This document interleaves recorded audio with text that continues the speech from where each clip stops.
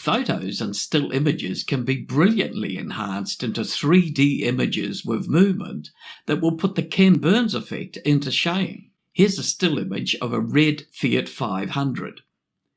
Here's the 3D photo effect that you'll be able to create. And everything is done in Final Cut with no plugins. At the end of the tutorial, I'll really set off the effect and show you how to bring the background into focus. If you've got topics that you'd like to have covered in a tutorial, let me know in the comments below. I'm Bruce Macbryde and I can provide training over the internet in Final Cut.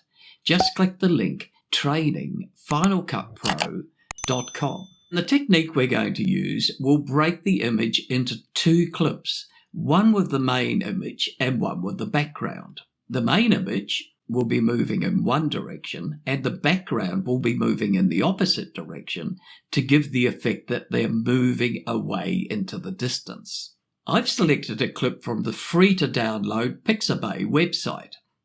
The link's in the description below, and I recommend that you look at joining Pixabay as it has photos, videos, graphics that you can download for free. Of course, you can use your own image to work along with me if you wish. Let's get right into it. I've downloaded this Fiat 500 image, and I will also use a background from Pixabay. The first step is to remove the main image from the background. There are many different software applications that can do this. Just check the Apple App Store. If you want to remove a plain background for free, use Apple's Preview app. There's a tutorial for that. Click the eye above, the ultimate accessory for Final Cut Pro. But in this tutorial, I'm going to mask out the image directly in Final Cut. I'm going to do that in a moment, but I'd like to show you in the meantime a very quick way to remove the background of any image using the website remove.bg. All you need to do is upload your image to the site. You can save a preview for free and then pay by means of credits purchased or a single pay-as-you-go at $1.30 per image. And this is the image with the background removed. This is the difference between my very quick Final Cut masked image on the left and the result from the remove.bg website on the right. I'll open the comparison viewer, that's Show in Workspace from the window menu, and save the left image and now hover over the right image. Notice that the black roof is complete and there's a nice shadow underneath the Fiat. Oh, and the wing mirror is retained. I did say mine was a very quick edit. Now let's do that quick mask in Final Cut. I'm going to use the Draw mask. Select the Fiat image in the event browser and press the E key. Select the Effects tab and click Masks in the sidebar. Drag the Draw mask inside the Fiat clip in the timeline. And make sure that the transform is not active in the viewer window. Click on the left tyre of the Fiat. It pays to start the first click on a clear, sharp edge. Now click around the edge of the main image as accurately as you can. You can increase the size of the image to see more detail. When you've worked all the way around, click the original red dot, which will complete the mask. In the inspector, you can adjust the edges by feathering, and to check the progress, you can select between Mask View, that's composite, and the original. Once you're happy with the mask, you can bring the background image below the Fiat image in the timeline. If the photo does not fill the screen, select it in the inspector under Spatial Conform. Click Fill on the right. Move the Fiat so that the tyres are set at the bottom of the screen and in the middle of the road. Select the beginning of the Fiat image in the timeline. Now move a few frames in, and that's click on the right arrow with the Shift key down, and this will move the playhead 10 frames in. The reason for this is to smooth the start of the movement, otherwise it will appear to jump start. Select Show Video Animation from the clip menu, that's Ctrl+V. Make sure the transform line is selected in the animation window. Press Option+K to set a keyframe. Move the playhead to almost the end of the clip in the timeline. You could resize the viewer to see more of the black around the outside of the screen. That'll be helpful.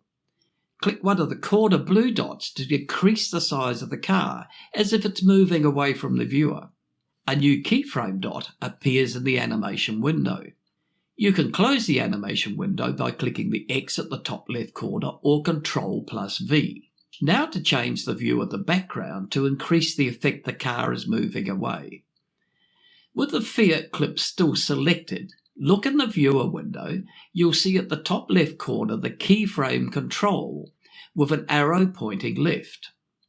Click on that left arrow. The playhead will move to that first frame that you entered. This is the position you want to add your first keyframe to the background clip. Because, well, it's good practice to match keyframe positions in the timeline as much as possible. And if you visibly wanted to be able to recall the position, you could press the M key to enter a marker. Now select the background clip in the timeline and click the diamond with the plus sign in the keyframe control in the viewer. Select the Fiat clip again and click the right arrow in the keyframe control to move the playhead to that position in the timeline. It's not necessary, but it's a good idea to add a marker here too. You'll see why in a minute. Select the background again in the timeline and select a corner blue dot and increase the size of the image so that the trees are coming towards you. From here, make adjustments to the two clips to make them look as if they're working in unison. And this is important. Make sure you're on a keyframe location when you make any adjustments. Otherwise, you'll add unwanted extra keyframes. Remember, you can use the arrows in the viewer control to move to each keyframe. And if you put markers in, well, you will be able to move the playhead directly in the timeline. Best to try and keep the tyres of the Fiat at the bottom of the screen. Maybe move the background up and down a couple of times to indicate undulations in the road.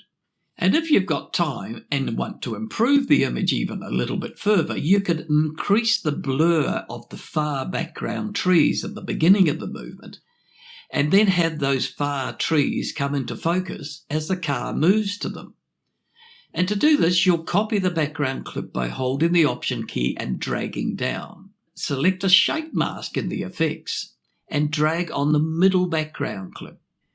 Back in the effects sidebar, select the blur and drag a Gaussian blur on the middle background clip. Now position the shape mask in the viewer and in the inspector increase the feather. Again in the inspector under Gaussian blur, set the blur amount. Adjust so that it looks realistic. Click a keyframe in the inspector. Now move the playhead in the timeline to the second keyframe. Decrease the amount of blur and play back.